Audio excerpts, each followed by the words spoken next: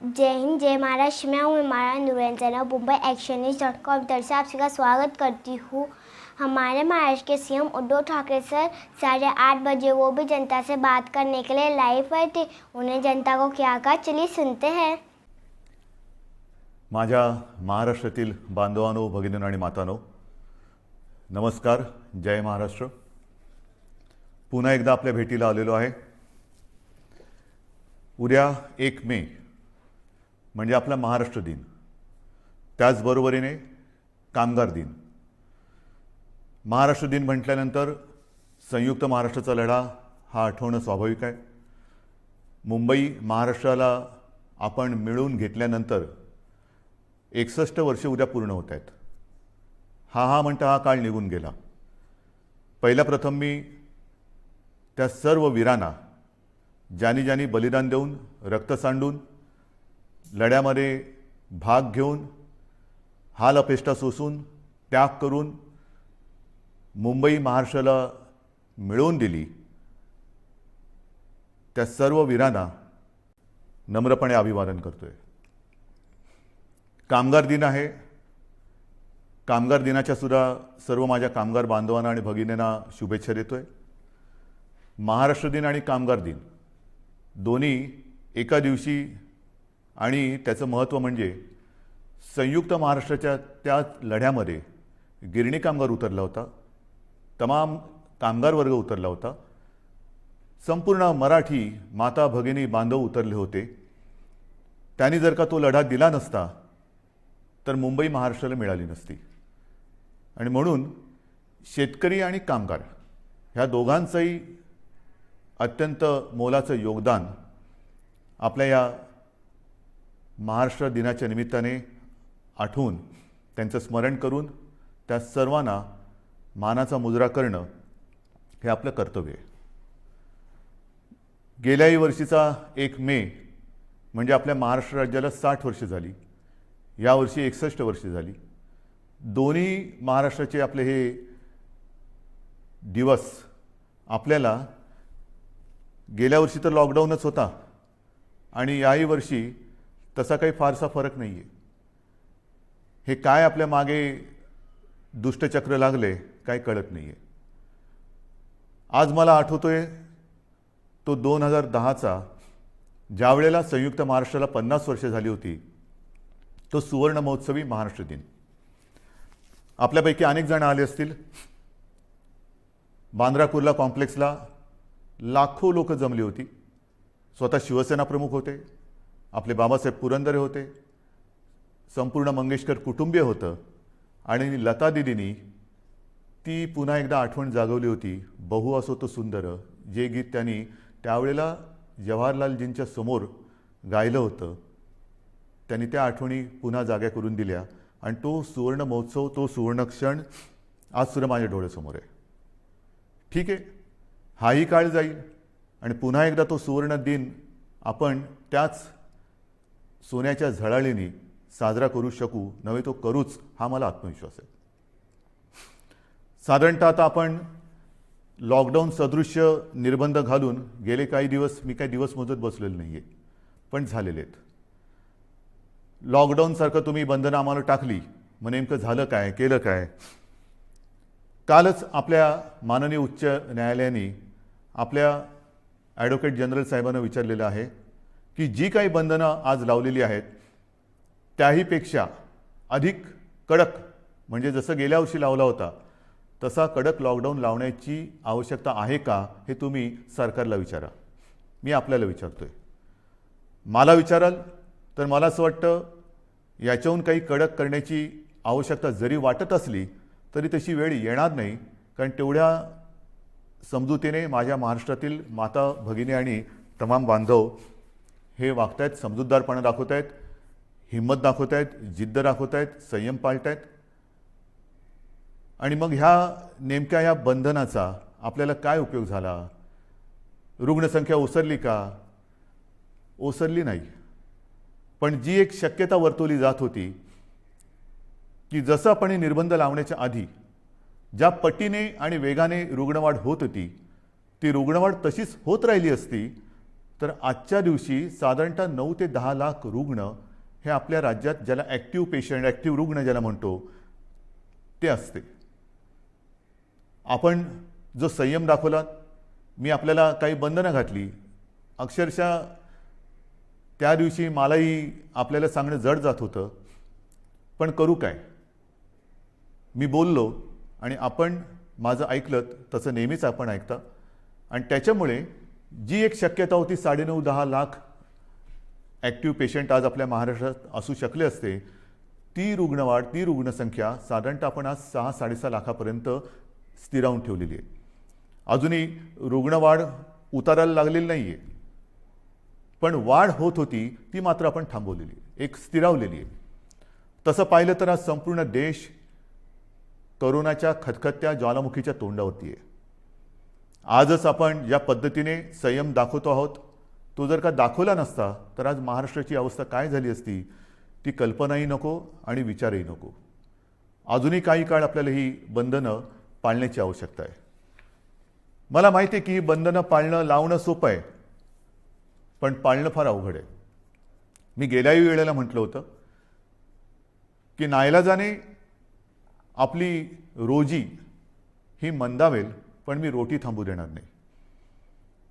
दुसरा एक प्रश्न असा येतो की काही जणांना असं वाटतं की इतरांनी काय काय केले त्याच्याप्रमाणे आपण केलं पाहिजे, केंद्राने काय केले त्याच्याप्रमाणे आपण केलं पाहिजे. असू शकतं, वाटू शकतं, वाटणं स्वाभाविक आहे. आणि कोणी खरंच आपल्याहून काही चांगल्या गोष्टी केल्या असतील तर त्यांचं अनुकरण करायला मला कधीही कमीपणा वाटणार नाही. जर का ते अनुकरण करून माझ्या राज्याचं हित त्याच्यात साधलं जात असेल तर मी कोणाचंही अनुकरण करायला तयार आहे. मात्र हा सल्ला देताना खरंच आपल्या सरकारने काय केलेलं आहे हे सुद्धा आपण जाणून घेणं फार गरजेचं आहे, फार महत्त्वाचं आहे. म्हणून मी आपल्यासमोर पुन्हा एकदा गेल्या वर्षी काय आपली परिस्थिती होती, आरोग्य सुविधा काय होत्या आणि ह्या बंधनाच्या काळामध्ये आपण काय करतो आहोत, काय केले हे सांगतोय. आपल्याला आठवत असेल की जेव्हा आपल्या राज्यात गेल्या वर्षी मार्चमध्ये कोविडनी शिरकाव केला, कोरोनाने शिरकाव केला, तेव्हा आपल्या राज्यामध्ये फक्त 2 लॅब होत्या, चाचणी केंद्र होती, चाचणी करण्याच्या प्रयोगशाळा होत्या. एक आपल्या कस्तुरबामध्ये आणि दुसरी पुण्याला NIV मध्ये. मग आज काय, आजची परिस्थिती जर बघितली तर 29 एप्रिल 2021ला ज्या गेल्या वर्षी 2 प्रयोगशाळा होत्या त्या जवळपास आता 600च्या आसपास प्रयोगशाळा आपण वाढवलेल्या आहेत, राज्यभर केलेल्या आहेत. आणखीन वाढवतो आहोत, प्रयोगशाळा वाढवतो आहोत, चाचण्यांची क्षमता वाढवतो आहोत. चाचण्यासुद्धा आपल्याला कल्पना आहे की साधारणतः मी गेल्या वेळेला सांगितलेलं आहे की 80-85 हजार करत होतो, त्या जवळपास आता 2-2.5 लाखाच्या आसपास आणखीन वाढवतो आहोत, 3 लाखाच्या वरती आपण नेतो आहोत. तर ह्या गोष्टी आपण करतो आहोत. म्हणजे लॉकडाऊनसारखं करून हातावर हात बांधून, म्हणजे लॉकडाऊन बाहेर केल्याने हात पण लॉक करून बसले असं नाही आहे. आपण हातपाय हलवतो आहोत, आरोग्य सुविधा वाढवतो आहोत. जशी ह्या RT-PCR चाचण्यांच्या प्रयोगशाळांची मी तुम्हाला संख्या सांगितली, तशीच कोविड सेंटर्स, जी जम्बो सेंटर्स आपण उभारलेली आहेत, काही फील्ड हॉस्पिटल केली, काही ठिकाणी एक आपत्कालीन म्हणून हॉस्पिटलची उभारणी केली, काही ठिकाणी तर आपण हॉटेलमध्ये प्राथमिक स्वरूपाची हॉस्पिटल्स निर्माण केलेली. आणि अशी जर का संख्या पाहिली तर जूनमध्ये ही साधारणतः 2665 होती गेल्या जूनमध्ये. आता ही साधारणतः 5,000 म्हणजे 5,500च्या आसपास आपण केलेली आहे. 5,500 कोविड केअर सेंटर्स हे आपण राज्यात उभारलेली आहेत. म्हणजे जवळपास दुप्पट. प्रयोगशाळा जर का बघितल्या, मगाशी सांगितल्या, त्या 2च्या 600 म्हणजे किमान 300 पट आपण वाढवलेले आहेत. जे आपण बेड्स म्हणतो, रुग्णशय्या, त्या जूनमध्ये किती होत्या गेल्या, त्या 3,36,000 होत्या आणि आता जवळपास 4,31,000 आहेत. आणखीन वाढवतो आपण. ऑक्सिजन, त्याच्यामध्ये ऑक्सिजनच्या किती होत्या, जूनमध्ये 42,800 साधारण होत्या, आता 86,000च्या आसपास ऑक्सिजनच्या खाटा आपण त्यांची सुविधा निर्माण केलेली आहे. ICU बेड्स किती होते, गेल्या जूनमध्ये साधारणतः 11,882 होते, आता 28,937 म्हणजे 2.5 पट वाढ केलेली आहे. व्हेंटिलेटर्स, काही जण म्हणतात की व्हेंटिलेटर्स केंद्राने एवढे दिले होते ना, आपण कुठे नाही म्हणत नाही, पण त्यातले दुरुस्त नादुरुस्त जरी पकडले तर गेल्या वर्षी जूनमध्ये 2020 जूनला साधारणतः 3744 व्हेंटिलेटर्स आपल्याकडे होते. आता 29 एप्रिल म्हणजे कालच्या तारखेला साधारणतः 11,713 हे व्हेंटिलेटर्स आपल्या राज्यामध्ये आहेत. म्हणजे आपण ही एवढी वाढ करतो आहोत.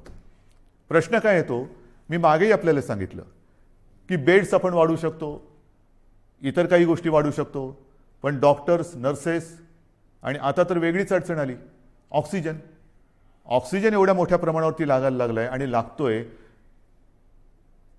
काही वेळेला म्हणजे AC मध्ये बसलो तरी परिस्थिती ऐकून घाम फुटतो. ऑक्सिजन आत्ता नाही मिळाला तर काय होणार, हा एक मोठा प्रश्न असतो. मी आपल्याला गेल्या वेळेला सांगितलं होतं की आपल्या राज्याची रोजची ऑक्सिजन निर्माण करण्याची क्षमता ही साधारणतः 1200 मेट्रिक टन आहे रोजची. आज आपण साधारणतः 1700च्या आसपास मेट्रिक टन हा रोजचा वापरतोय. केंद्राने आपल्याला 1200च्या वरचा साधारणतः 500च्या आसपास जो मेट्रिक टन लागतोय तो इतर राज्यातून आणण्याचा एक कोटा ठरवून दिलेला आहे की इतर राज्यातून तुम्ही हा ऑक्सिजन घेऊ शकता किंवा घ्या. आता त्यातली काही ऑक्सिजन जिथून आणण्याचे प्लांट आहेत ते जवळ आहेत, काही शेकडो किलोमीटरवर आहेत, काही हजारो किलोमीटरवरती आहेत. पण तरी देखील आपण बाहेरून आणणारे ऑक्सिजन, मिळणारा ऑक्सिजन आहे त्या ऑक्सिजनचेही पैसे देतो आणि ऑक्सिजनच्या वाहतुकीसाठी मग ते टँकर असतील, रेल्वे असतील, इतर कोणत्याही गोष्टी असतील त्याचे सुद्धा पैसे वेळेवर देऊन आपल्या राज्यामध्ये आपला प्रयत्न चाललेला आहे. ही फार मोठी विचित्र परिस्थिती आहे की वेळेवर ऑक्सिजन सर्वत्र पुरवणे हा आपला फार मोठा प्रयत्न चालू आहे. आणि आपल्या सगळ्यांच्या सहकार्याने किंबहुना आपल्या सगळ्यांचे जे काय आशीर्वाद आहेत त्याच्यामुळे आपण ही परिस्थिती नाही म्हटलं तरी थोडी समतोल राखण्याचा, बॅलन्स करण्याचा प्रयत्न करतो आहे. मात्र रुग्णवाढ अधिक झाली तर मात्र मोठी अडचण निर्माण होण्याची शक्यता आहे. सुदैवाने रुग्णसंख्या ही स्थिरावलेली आहे. ऑक्सिजन आपण अगदी काठोकाठ किंवा कट टू कट ज्याला म्हणतो तशा पद्धतीने हा पुरवत आहोत. तशीच एक परिस्थिती ती म्हणजे अचानक आता रेमडेसिवीरची मागणी ही फार मोठ्या प्रमाणात वाढली. सगळ्यांना रेमडेसिवीर पाहिजे. रेमडेसिवीरच्या बाबतीमध्ये मागे कदाचित मी आपल्याला सांगितलं असेल नसेल, परंतु आपल्याला रोजची सरासरी 50,000 इंजेक्शनची आवश्यकता आहे. आपण आज किती मिळवत आहोत तर केंद्राने, कारण ह्याचं जे वितरण आहे तर ऑक्सिजनसारखं केंद्राने रेमडेसिवीर इंजेक्शनचं सुद्धा वितरण हे स्वतःच्या हातात घेतलेले आहे. कोणत्या राज्याला किती, कारण परिस्थिती फारच वाईट आहे. प्रत्येक राज्याला ऑक्सिजन पाहिजे, इंजेक्शन्स पाहिजे, रेमडेसिवीर पाहिजे, व्हेंटिलेटर्स पाहिजेत. तर आपल्याला साधारणतः सुरुवातीला केंद्राने दर दिवशी 26,700-800च्या आसपास ही इंजेक्शन्स मिळतील अशी व्यवस्था केली होती. आपली मागणी 50,000ची आहे. मग त्याच्यानंतर मी माननीय पंतप्रधानांना विनंती केली आणि त्यांनी ती मान्य केली. त्याच्यानंतर 43,000 दर दिवशी अशी मागणी आपली मागणी मान्य झाली. मागणी म्हणजे आपल्याला 50,000 पाहिजे, पण 43,000ची सोय करण्यात आली. आज साधारणतः 35,000च्या आसपास ही रोजची इंजेक्शन्स आपल्याला मिळत आहेत. त्याचे सुद्धा आपण पैसे देऊन ही इंजेक्शन्स घेतो आहे. मात्र ही इंजेक्शन्स पुरवत असताना एक गोष्ट मात्र मी राज्यातील तमाम जे कोविड केअर सेंटर्स आणि कोविडच्या हॉस्पिटलमध्ये काम करणारे डॉक्टर्स आहेत त्यांनाही सांगतोय आणि रुग्णांनाही सांगतोय, त्यांच्या नातेवाईकांनी सांगतोय की नीट लक्षात घ्या, WHO किंबहुना आपल्या टास्क फोर्सनी आणि केंद्राच्या डॉक्टर्सनी सुद्धा, तज्ज्ञांनी सुद्धा आपल्याला एक सावधानतेचा इशारा दिलेला आहे. तो म्हणजे रेमडेसिवीरचा अनावश्यक अनाठायी वापर करू नका. गरज नसेल तर रेमडेसिवीर वापरू नका, कारण गरज नसताना दिलं आणि जरुरीपेक्षा जास्त दिलं तर औषधाचे दुष्परिणाम सुद्धा होण्याची शक्यता नाकारता येत नाही. आणि म्हणून मी सर्वांना सांगतोय की रेमडेसिवीर द्यायचं की नाही हा जो काही निर्णय आहे तो आपल्यावरती उपचार करणाऱ्या डॉक्टरांना घेऊ द्या. याचा अर्थ असा नाही की आपल्याकडे रेमडेसिवीरचा तुटवडा आहे, अजिबात नाही. तो तर आपण आणतो आहोत. जसजसा साठा आपल्याला पुरवठा वाढतोय तसतसं आपण ते वितरण करतोय. पण अनावश्यक रेमडेसिवीरचा वापर हा आपण करू नये अशी माझी सर्वांना एक नम्र विनंती आहे. या सगळ्या गोष्टी सांगत असताना ऑक्सिजन हा एक विषय आहेच. ऑक्सिजनबद्दल मी आपल्याला सांगितलं की ऑक्सिजन हा आपल्याला किती लागतो, किती मिळतोय. मग तुम्ही विचाराल की हे असं किती दिवस चालणार, आणखीन किती दिवस आपण बाहेरून ऑक्सिजन आणणार.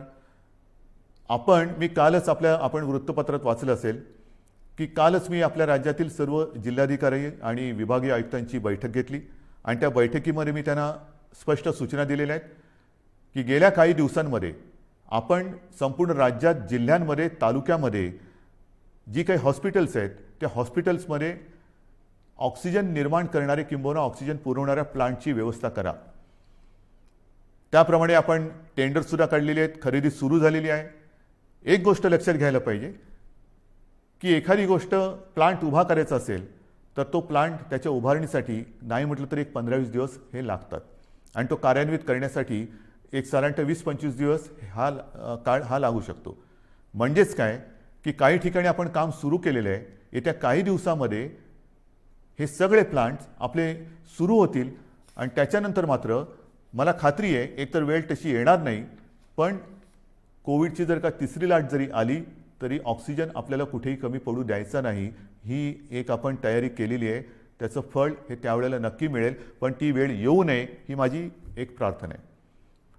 आपल्याला सर्वांना माहिती आहे की याच्यामध्ये काय काय करावं लागतं.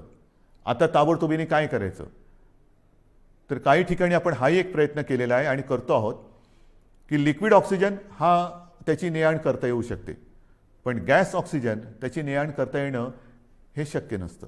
मग काय करायचं, तर जिथे जिथे हा गॅस ऑक्सिजन उपलब्ध आहे तो वाहून नेता येणं शक्य नसल्याने आपण त्याच्या बाजूला कोविड केअर सेंटर टाकतो आहोत.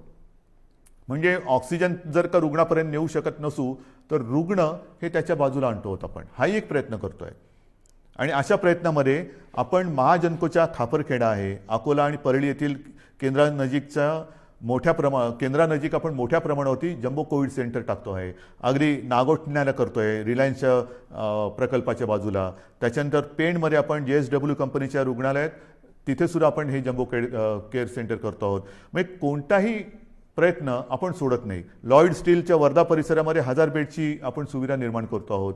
कुठेही आपण सोडत नाही आहोत. त्याचबरोबर ऑक्सिजन कॉन्सन्ट्रेटर मोठ्या प्रमाणात आपण प्राप्त करण्याचा प्रयत्न करतो आहोत. सुरुवातही झालेली आहे. सुमारे 350 PSA ऑक्सिजन प्लांट 350 त्याच्यात 10 सुमारे केंद्राने दिलेले आहेत. एक 10च्या आसपास हे प्लांट आपल्याला केंद्र सरकारने दिलेत, पण राज्य सरकार आपल्या माध्यमातून आपल्या खर्चाने सुमारे 350 PSA ऑक्सिजन प्लांट हे लावतो आहोत आणि येत्या काही दिवसात हे कार्यान्वित होतील. चाचण्यांची सुद्धा मी तुम्हाला परिस्थिती सांगितलेली आहे की रोज सुमारे 2.5 लाख चाचण्या आपण करतो आहोत. त्या आणखीन 3 लाखाच्या वरती आपण जाणार आहोत. याच्यामध्ये सुद्धा सुमारे 60%च्या आसपास 60 ते 70% या RT-PCR आहेत आणि उरलेल्या ह्या रॅपिड अँटीजेन टेस्ट आहेत. म्हणजे आपण सर्वतोपरी प्रयत्न करतो. पण होतंय काय की काही वेळेला ह्या सगळ्या गोष्टी करत असताना गेलं वर्ष हे एवढं ताणतणावाचं गेलेलं आहे आणि तो ताणतणाव कमी होण्याच्या ऐवजी आणखीन वाढलेला आहे. म्हणजे गेलं वर्षभर आपली संपूर्ण आरोग्य यंत्रणा, मग ती आपली डॉक्टर्स वगैरे सगळी मंडळी आली आणि यंत्रसामुग्रीसुद्धा ही एक क्षणसुद्धा उसंत न घेता ही चालते. मग ते ऑक्सिजन प्लांट चालू आहेत, AC चालू आहेत, व्हेंटिलेटर्स चालू आहेत, सगळ्याच काही गोष्टी चालू आहेत. आणि ह्या सगळ्या गोष्टी त्यासुद्धा ताण किती सहन करणार. मग आपण पाहिलं असाल की गेल्या काही दिवसामध्ये काही ठिकाणी दुर्घटना घडत आहेत. नाशिकला ऑक्सिजन प्लांटमध्ये लिकेज झालं. त्याच्यानंतर विरारच्या इकडे AC ब्लास्ट झाला, तिकडे ऑक्सिजन होता, त्यांनी एवढा भडका घेतला की हालचाल करायला वेळ मिळाली नाही. अशा काही दुर्घटना ह्या घडताना दिसत आहेत. आणि मग पंचायत अशी होते की स्वतःच्या जीवाचा विचार न करता जीवावर उदार होऊन जे सगळे आपले कर्मचारी आहेत, डॉक्टर्स, नर्सेस, वॉर्ड बॉयज सगळे हे हताश होऊन जातात. म्हणजे मी नाशिकची दुर्घटना झाल्यानंतर दुसऱ्या दिवशी तिथल्या सर्व कर्मचाऱ्यांशी झूम कॉन्फरन्स केली. अक्षरशः तुम्हाला सांगतो काही जण माझ्याशी बोलताना रडायला लागले होते की आम्हाला बघवत नव्हतं ते दृश्य की समोर ज्यांच्यासाठी आम्ही पूर्ण आटोकाट प्रयत्न करून जीव वाचवण्याचा प्रयत्न करतो ते रुग्ण ऑक्सिजनची गळती झाल्यामुळे तळमळताना आम्हाला पाहवत नव्हतं. काय करू शकतो. ह्या अशा दुर्घटना. त्याच्यानंतर परभणीमध्ये ऑक्सिजनच्या लाईनवरतीच तिकडे वादळी वारं सुटलं आणि ऑक्सिजनच्या लाईनवरतीच झाडाची फांदी पडली. दुर्घटना झाली नाही हे नशीब, पण अशा काही अकल्पित घटना ह्या सुद्धा घडत आहेत. आणि म्हणून मी याही सूचना दिलेल्या आहेत. एक तर ज्या जम्बो कोविड सेंटरची आपण उभारणी केलेली आहे, ज्याला आपण फील्ड हॉस्पिटल्स म्हणू, जी तात्पुरत्या स्वरूपाची, त्याला सुद्धा आता काही ठिकाणी 1 वर्ष होत आलं. आता पावसाळा तोंडावर आलेला आहे. अतिवृष्टी होणार, सततवृष्टी होणार, वादळ येणार, विजा कडाडणार, मग कुठे पूर येईल, पाणी घुसेल. म्हणून मी ह्या सगळ्यांना सांगितलेलं आहे की एकतर जी अशी जम्बो कोविड केअर सेंटर्स उभारलेली आहेत त्याचं स्ट्रक्चरल ऑडिट करा, फायर ऑडिट करा, एक मजबूत आहे की नाही बघा. नवीन उभारताना पाणी जाणार नाही, पाणी साचणार नाही, पाणी आतमध्ये येणार नाही, कुठे आग लागणार नाही, ऑक्सिजनची गळती होणार नाही. ज्या ज्या काही गोष्टी घडू शकण्याची एक शक्यता आहे, दुर्घटना ज्याच्यामुळे घडू शकते, ह्या टाळण्याचा आटोकाट प्रयत्न करा. आणि हा आटोकाट प्रयत्न करताना ठीक आहे, ज्याची कामं जो तो करेल, फायर ऑडिट करण्याचं काम तो हा मुक करेल, ह्याचं काम तमुक करेल. पण आता आपल्याला एक कुटुंब म्हणून, एक टीम म्हणून काम करायचं आहे. जरी एखादी गोष्ट आपल्या लक्षात आली काम करताना की इकडे काहीतरी गडबड आहे, इकडे काहीतरी होऊ शकतं, तर तात्काळ आपल्या वरिष्ठांच्या ते लक्षात आणून द्या. की येता जाताना वाटलं की अरे काहीतरी बरोबर नाही आहे, ह्यानी मोठं काहीतरी घडू शकतं. ज्याप्रमाणे भंडाऱ्याला त्या लहान मुलांच्या हॉस्पिटलमध्ये आग लागली, त्यांचं ते उपकरण पेटलं. तर अशा काही गोष्टी जर का आपल्याला वाटल्या तर कृपा करून मी सर्व ह्या क्षेत्रात काम करणाऱ्यांना सांगतोय की आपल्याला कुठे काही वाटलं तर ते ताबडतोब सुधारण्यासाठी आपल्या वरिष्ठांना कळवा. या गोष्टी आपल्याला आता कराव्या लागतील, बघाव्या लागणार आहेत. जसं ही एक व्यवस्था आपण केली तशीच मी ह्या निर्बंधाची घोषणा करताना आपल्याला मगाशी जे बोललो की रोजी कदाचित मंदावेल पण रोटी थांबू देणार नाही. आणि मग या निर्बंधाच्या काळासाठी आपण सुमारे 5,500 कोटी, सुमारे 5,500 कोटी एवढ्या रकमेचं एक प्रचलित शब्द आहे पॅकेज, एक पॅकेज जाहीर केलं. मग पॅकेज जाहीर केलं, पुढे काय झालं? जाहीर केल्यानंतर तसंच झालं का नुसतं जाहीर केलं आणि थांबलं? नाही आहे, तसं नाही आहे. आपल्याला कल्पना आहे की सुरुवातीला आपण जी शिवभोजन थाळी 10 रुपयात सुरू केली गोरगरिबांचं पोट भरायला, ती या कोविड काळामध्ये गेले वर्षभर 5 रुपयांनी केली होती. आता पुढचे 2 महिने आपण ती मोफत देतो आहोत. आणि मग गेल्या काही दिवसात जेव्हापासून ही मोफतची घोषणा केली त्याच्यानंतर 15 लाखाहून अधिक मी म्हणेन आपल्या नागरिकांना ज्यांचं अन्न किंवा ज्यांचं जेवण ह्या शिवभोजनवरती आहे त्यांना आपण त्याचा नाही म्हटलं तरी एक लाभ देऊ शकलो. किमान 15 लाखाहून अधिक नागरिकांना ह्याचा एक शिवभोजनचा त्यांनी स्वाद घेतलेला आहे. आत्तापर्यंत एकूण जर का बघितलं तर 3,94,00,000 म्हणजे जवळपास 4 कोटी लोकांना ह्याचा लाभ झालेला आहे आत्तापर्यंत पूर्ण वर्षामध्ये. आणि आपल्या राज्यात सुमारे 890 शिवभोजन केंद्र सुरू झालेली आहेत. तसंच संजय गांधी निराधार, श्रावणबाळ, वृद्धापकाळ वेतन, विधवा निवृत्ती वेतन व दिव्यांग निवृत्ती वेतन याच्यात 35 लाख लाभार्थींना एप्रिल व मे या 2 महिन्यांचे प्रति महिना 1,000 प्रमाणे 2 महिन्यांचे अर्थसहाय्य देण्यासाठी आपण 1,428 कोटी निधी वितरित केलेला आहे. 1,428 कोटी. 7 कोटी लाभार्थींना, ज्यांना आपण म्हटलं होतं की मोफत गहू आणि तांदूळ, तर 7 कोटी लाभार्थींना मोफत गहू तांदूळ वाटप सुरू झालेलं आहे. त्याच्यात सुमारे 6,240 मेट्रिक टन गहू आणि 4,817 मेट्रिक टन तांदूळ हा आतापर्यंत वितरित केला गेलेला आहे. महाराष्ट्रामध्ये इमारत व इतर बांधकाम कामगार आहेत, त्या कामगार मंडळाच्या स्वतःच्या निधीमधून प्रत्येकी 1,500 रुपये अर्थसहाय्य करण्याची आपण घोषणा केली होती. आत्तापर्यंत 13 लाखापैकी सुमारे 9,17,000 कामगारांच्या खात्यात त्यांच्या पैसे जमा झालेले आहेत. घरेलू कामगारांसाठी कल्याणकारी सहाय्य देण्यासाठी 50 कोटी रुपये निधी वितरित झालेला आहे. नगर विकास विभागाकडून फेरीवाल्यांसाठी सुद्धा जी एक आपण योजना जाहीर केलेली आहे, 1,500 रुपये जी फेरीवाल्यांना आपण आर्थिक मदत करतोय नोंदणीकृत, त्याची सुद्धा कार्यवाही सुरू झालेली आहे. आदिवासी कुटुंबांना साधारणतः 11.5 लाख लाभार्थी आहेत. त्याच्यामध्ये त्यांना प्रति कुटुंब 2,000 हे आपण खावटी चा लाभ जो देण्याची योजना जाहीर केली त्याच्यात सुद्धा कार्यवाही सुरू झालेली आहे. म्हणजे आपण कुठेही गप्प बसलेलो नाही आहोत. ऑक्सिजन करतोय, रेमडेसिवीर मिळवतोय, रुग्णसंख्या लक्षात घेऊन सुविधा वाढवतो आहोत.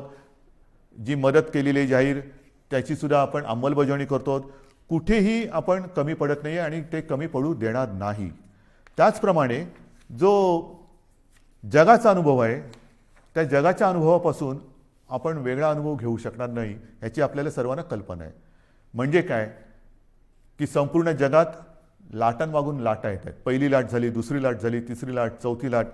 किती लाटा येणार, आपल्यावरती किती प्रयत्न आपण कसोशीने करतोय त्याच्यावरती ते अवलंबून राहणार आहे. पहिली लाट येऊन गेली, दुसरी लाट ही आत्ता आपण अनुभवतो आहोत. ब्रिटननी दुसरी लाट अनुभवलेली आहे, आता तिकडे थोडी शांतता आलेली आहे. पण तिसरी लाट येणारच नाही असं कोणी खात्रीपूर्वक सांगू शकत नाही. किंबहुना आता तज्ज्ञ म्हणायला लागलेले आहेत की तिसरी लाट ही सुद्धा येणार आहे. मग आत्तापासून आपण तिसऱ्या लाटेच्याही संकटाला तोंड देण्याची तयारी ही सुरू केलेली आहे. हे आता आपण ऑक्सिजन वगैरे जे काही वाढवत आहोत त्याला कदाचित आणखीन 8-15 दिवस लागतील. पण तिसरी लाट आली तरी देखील त्याचे एवढे घातक आणि गंभीर परिणाम महाराष्ट्रावरती होऊ द्यायचे नाहीत या निश्चयाने आपलं सरकार आता कंबर कसून मैदानात उतरलेलं आहे. तसं ते उतरलेलं होतंच. पण झालं काय की दुसरी लाट येण्याची अपेक्षा होती, साधारणतः ती येईल अशी एक अपेक्षा होती. पण एवढ्या मोठ्या प्रमाणावरती येईल अशी कोणाचीच अपेक्षा नव्हती. देशात कोणाचीच तशी तयारी नव्हती आणि ती आली. आता तिसरी लाट आल्यानंतर जर का पुन्हा थोडीफार निर्बंध लावण्याची आवश्यकता वाटली तरी देखील अर्थचक्र थांबता कामा नये. म्हणून आपल्याला कल्पना आहे, मी गेल्या महिन्यात एकदा दोनदा आपल्या राज्यातील प्रमुख उद्योजकांशी बोललेलो आहे. सर्व कामगार संघटनांच्या युनियन लीडर्सबरोबर बोललेलो आहे आणि त्यांनासुद्धा तिसऱ्या लाटेची तयारी करताना काय काय तयारी मला त्यांच्याकडनं अपेक्षित आहे किंवा त्यांनी काय करायला पाहिजे ह्याची मी त्यांना कल्पना दिलेली आहे. म्हणजे आपण सर्व थरावरती सर्व पातळीवरती प्रयत्न करतो आहोत आणि मला खात्री आहे की ही तिसरी लाट आपल्या सगळ्यांच्या सहकार्याने आपण थोपवल्याशिवाय राहणार नाही. आपल्यावरती सुरुवातीला काही जणांनी टीका केली की महाराष्ट्र काय करतोय, महाराष्ट्रामध्ये रुग्णसंख्या बघा कशी वाढते, लॉकडाऊन लावू नका, आम्ही आता सहन करणार नाही. पण आता जर का आपण तो लॉकडाऊनसारखी परिस्थिती, निर्बंध लावले नसते तर काय परिस्थिती झाली असती हे देशातलं इतर चित्र बघितलं तर लक्षात येतं. आपल्यानंतर आजूबाजूच्या राज्यांनी सुद्धा लॉकडाऊन लावलेले आहेत. थोडक्यामध्ये काय की हा व्हायरस आहे आणि हा व्हायरस त्याचं मार्गक्रमण हा त्याच्या पद्धतीने करतोय, ते काही आपल्या हातामध्ये नाही आहे. आता हे सगळं सांगून झाल्यानंतर एक महत्त्वाचा मुद्दा आहे, तो म्हणजे लसीकरण. गेल्या साधारणतः जानेवारीपासून लसीकरणाला आपल्या देशात सुरुवात झाली. आज लसीकरणाची परिस्थिती काय आहे तर सुमारे 1,58,00,000 नागरिकांचे लसीकरण आपण पूर्ण केलेले आहे. म्हणजे कदाचित आपण देशामध्ये लसीकरणाच्या बाबत नंबर 1चं राज्य आहोत. चाचण्यांच्या बाबतीत सुद्धा कदाचित आपण नंबर 1चं राज्य असू. आरोग्य सुविधांच्या बाबतीत सुद्धा कदाचित आपण देशात नंबर 1चं राज्य असू. पण दुर्दैवाने त्याचबरोबरीने रुग्णवाढीमध्ये सुद्धा आपण फार पुढे आहोत. आणि मग ही परिस्थिती लक्षात घेतल्यानंतर आपण जे काय आता ठरवलेलं आहे, कारण आपल्या 2 विनंत्या माननीय पंतप्रधानांनी मान्य केल्या.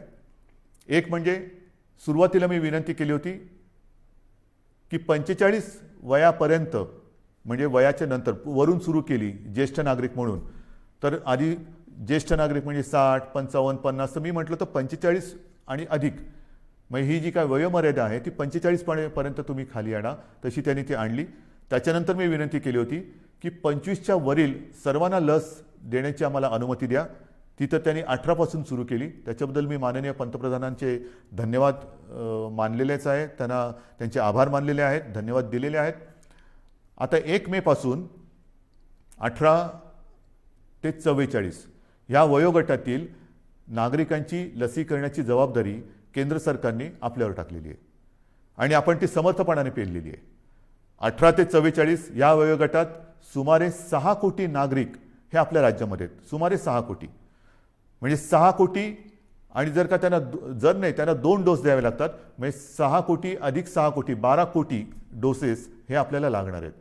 12 कोटी डोसेस कसे आणणार, पैसे कुठून आणणार, आर्थिक चणचण आहे. आर्थिक चणचण आहे जरूर आहे, पण आपल्याला शेवटी जीव महत्त्वाचा आहे. माझा प्रत्येक नागरिक त्याचा जीव मुख्यमंत्री म्हणून मला आणि आपल्या महाविकास आघाडीच्या सरकारला महत्त्वाचं आहे. आणि मग हे एकदा ठरवल्यानंतर 12 कोटी डोसेस जी काय किंमत असेल ती किंमत एक रकमी एका चेकने देऊन आपण ही संपूर्ण लस घेण्याची तयारी आणि आपली क्षमता ही ठेवलेली आहे. जर आज आपल्याला 12 कोटी डोसेस मिळत असतील तर त्याची सर्व किंमत, त्याची जे काही पैसे असतील ते एक रकमी एका चेकने देऊन हे आपण घेण्याची तयारी ठेवलेली आहे. ती एवढ्यासाठी की कोणत्याही परिस्थितीत आपल्याला ह्या संकटातून बाहेर पडायचं आहे. ही आपली ताकद आहे, ही आपली क्षमता आहे आणि ही ताकद ही तुमच्याच आशीर्वादाची ताकद आहे. ही काय आम्ही इकडून तिकडून नाही आणलेली. पण होतंय असं की ज्याप्रमाणे रेमडेसिवीर आहे, ऑक्सिजन आहे, त्याचप्रमाणे या लसीचा सुद्धा एक पुरवठा त्याला मर्यादा आहे. ज्या लस उत्पादकांशी आम्ही बोलतो आहोत, आज तरी आपल्या देशामध्ये 2च लस उत्पादक आहेत. एक सिरम पुण्याला आहे आणि भारत बायोटेक आहे. या दोघांची आपण बोलतोय. तिसरी स्पुटनिक ही येणार म्हणतात, त्यांच्याशी आपण बोलतोय. ज्या ज्या कंपन्या ज्यांना परवानगी मिळेल त्या सर्वांशी आपण बोलणार आहोत किंबहुना बोलतो आहोत. पण तूर्त तरी आज ह्या 2 कंपन्या ज्या प्रमुख आहेत त्या दोघांची उत्पादन क्षमता लक्षात घेतली तर आपल्याला हा जो काय साठा आहे, हा जो काय पुरवठा आहे तो परत केंद्राने ठरवून दिलेला आहे. आणि कालच पत्र आलंय की या मे महिन्यामध्ये आपल्याला सुमारे 18 लाख आणि काहीतरी लसचे डोस हे मिळणार आहेत. हे 18 ते 44. माझी अपेक्षा आहे की या व्यतिरिक्त 45 वर्षाचा जो साठा आहे, पुरवठा आहे, तो नियमितपणाने केंद्र सरकार आपल्याला करत राहील. पण 18 ते 44 काही जणांचा असा गैरसमज कदाचित झाला असेल की केंद्र सरकार 18 ते 44 वयोगटातील नागरिकांचं सुद्धा लसीकरण मोफत करत आहे. मला असं वाटतं की त्यांनी थोडी माहिती घेण्याची गरज आहे. केंद्राने स्पष्ट निर्देश तसे दिलेले आहेत की जी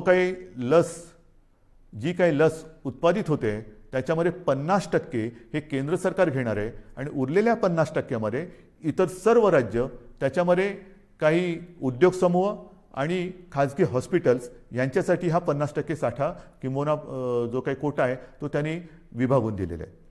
मग आपली तयारी तर 12 कोटी डोस घ्यायची आहे. आपल्याला मिळत आहेत किती? या महिन्यात 18 लाख. आज आपल्याकडे 3 लाख आलेले आहेत. 3 लाख आज आलेले आहेत. 18 लाख ह्या महिन्यात मिळतील सांगितलेलं आहे. तारीख अजून मिळालेली नाही आहे. पण आता आपल्याला थांबता नाही येणार, अजिबात थांबून चालणार नाही. कारण या संकटातून बाहेर पडायचं असेल तर ज्याप्रमाणे ब्रिटनने केलं, त्यांनी त्यांच्या लोकसंख्येतला एक मोठा टक्का हा लसीचा पहिला डोस देऊन सुरक्षित केलेला आहे. आपल्याला सुद्धा त्याचप्रमाणे जावं लागेल. लस जशी मिळेल, जशी उपलब्ध होईल तशी ती घेऊन आपल्याला आपल्या नागरिकांना ती दिलीच पाहिजे आणि ते आपलं सरकार दिल्याशिवाय राहणार नाही. आणि म्हणून मी आपल्याला एक विनंती करायला आज मुद्दामून आपल्यासमोर आलेलं आहे. उद्यापासून आपण 18 ते 44 या वयोगटातील नागरिकांचं लसीकरण हे जसजसं आपल्याला लसीचा पुरवठा मिळतोय तसतसं सुरू करतो आहे. 18 म्हटल्यानंतर युवा आलाच आणि युवा आला म्हटल्यानंतर उत्साह आलाच. कालसुद्धा आपण पाहिलं असेल की कोविन ॲप हे कोसळलं. जसं गेल्या वेळेला सुद्धा लसीकरण सुरू केलं आणि ते ॲप क्रॅश झालं, तसंच काल हे ॲप क्रॅश झालं. होणार, हे काही दिवस होणार. जोपर्यंत हे मार्गी लागत नाही तोपर्यंत ह्या थोड्या गोष्टी होणार आणि त्या होऊ नयेत म्हणून आज मी पुन्हा एकदा माननीय पंतप्रधानांना विनंती केलेली आहे, पत्र पाठवलेलं आहे की एक तर आपण केंद्र म्हणून प्रत्येक राज्यासाठी एक वेगळं ॲप तयार करून ते आपल्या मुख्य ॲपला जोडा किंवा सर्व राज्यांना त्यांची ॲप तयार करण्याची परवानगी द्या की प्रत्येक राज्य आपला ॲप तयार करेल आणि ती ॲप आपल्या मुख्य ॲपबरोबर जोडली जातील. आता हे झालं तर सुविधा अधिक वाढेल, लसीकरण, त्याचं नोंदणी हे अधिक सुरळीत होईल. परंतु हे जोपर्यंत होत नाही तोपर्यंत आज जसं आपण संयम दाखवत आहात तसाच संयम हा उद्यापासून आपल्याला दाखवावा लागेल. ॲपवरती नोंदणी करून ज्यांचं लसीकरण जिथे जिथे असेल त्यांना त्याच्याप्रमाणे माहिती मिळेल की कुठे आपण जायचं आहे, कधी जायचं आहे हे आपल्याला त्या ॲपवरनं कळेल आणि त्याचप्रमाणे आपण त्या केंद्रावरती जा. महत्त्वाची सूचना आहे ही. ह्याचं कारण असं की आपण फोटो बघतो आहोत. लसीचा पुरवठा फार मर्यादित आहे.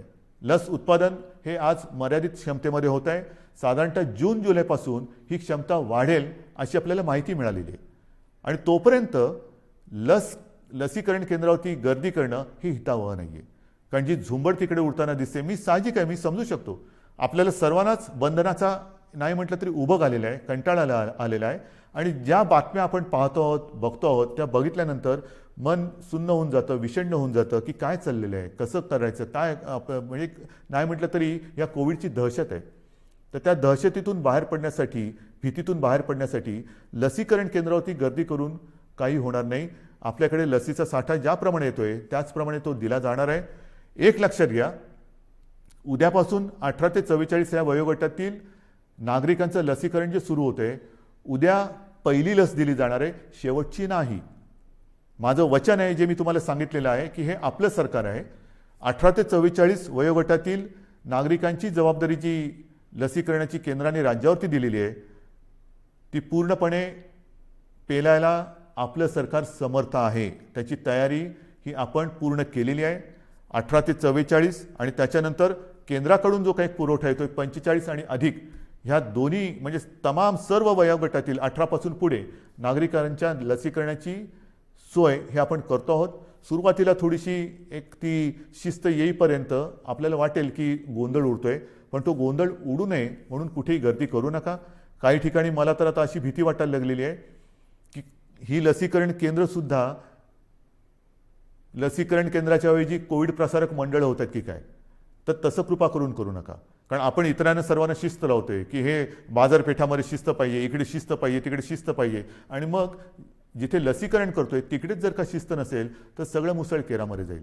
म्हणून मी हात जोडून आपल्याला नम्र विनंती करतोय की उद्यापासून जसजशी आपल्याला ही लस उपलब्ध होत जाईल तसतशी आपण ही संख्या वाढवत जाणार आहोत. तूर्त आज आपल्याकडे 3 लाख लसी आलेल्या आहेत 18 ते 44 वयोगटातील नागरिकांसाठी.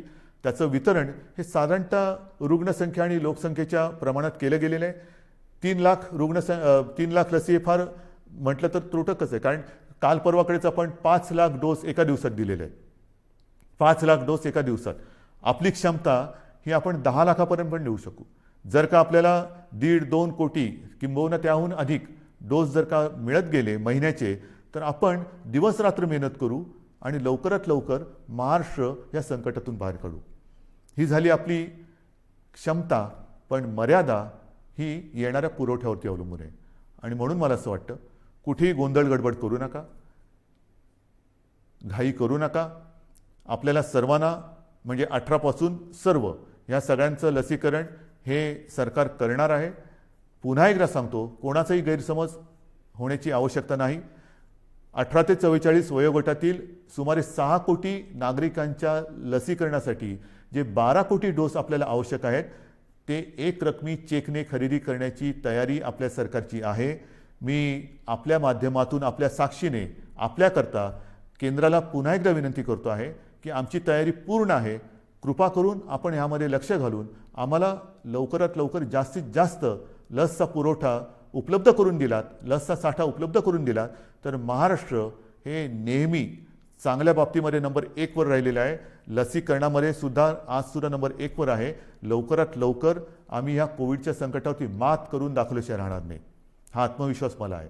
आणि म्हणून बांधवांनो, भगिनींनो आणि मातांनो, जे सहकार्य आजपर्यंत आपण मला केलं, ज्या माझ्या शब्दावरती आपण विश्वास ठेवला, मध्ये आपल्याला काही जणांनी भडकवण्याचा प्रयत्न केला, मला त्याच्याबद्दल काही म्हणायचं नाही आहे.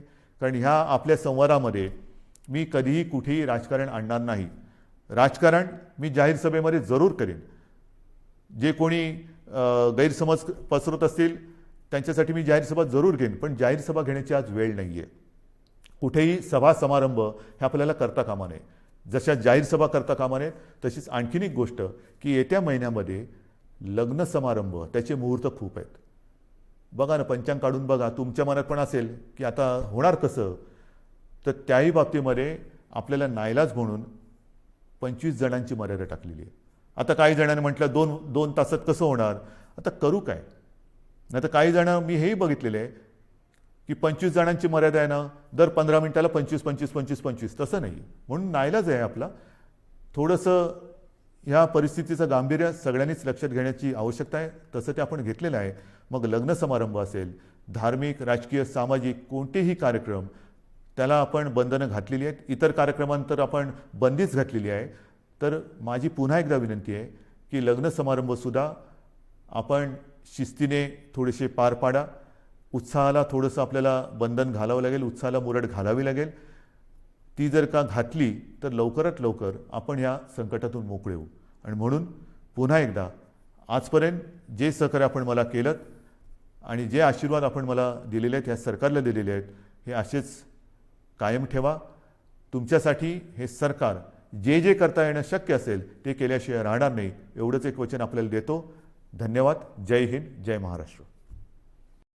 तो देखा दर्शकों आपने, हमारे महाराष्ट्र के सीएम उद्धव ठाकरे सर ने जो किया वो बहुत ही अच्छा किया. वो हमारे लिए बहुत फिक्र करते हैं, हमें उनका सपोर्ट करना चाहिए. उन्होंने लॉकडाउन बनाया वो हमारी भलाई के लिए बढ़ाया है. अगर आपको कोरोना वायरस से बचना है तो अपने मुंह पे मास्क लगाएं, सैनिटाइजर से हाथ धोए, बिना कहीं बाहर ना जाए. अपनी फैमिली को बचाएं, अपने देश को बचाएं, अपने महाराष्ट्र को बचाएं. अगर आपको mumbaiactionnews.com अच्छा लगता है तो लाइक करें, शेयर करें, सब्सक्राइब करें, घंटी दबाना ना भूलना. अगर आपको mumbaiactionnews.com की टीम में शामिल होना है तो आप हमारा नंबर लिख सकते हैं. हमारा नंबर है 9833795688. तब तक के लिए आदाब, नमस्कार, सत श्री अकाल, केम छो, मजामा आवजो, बाय बाय.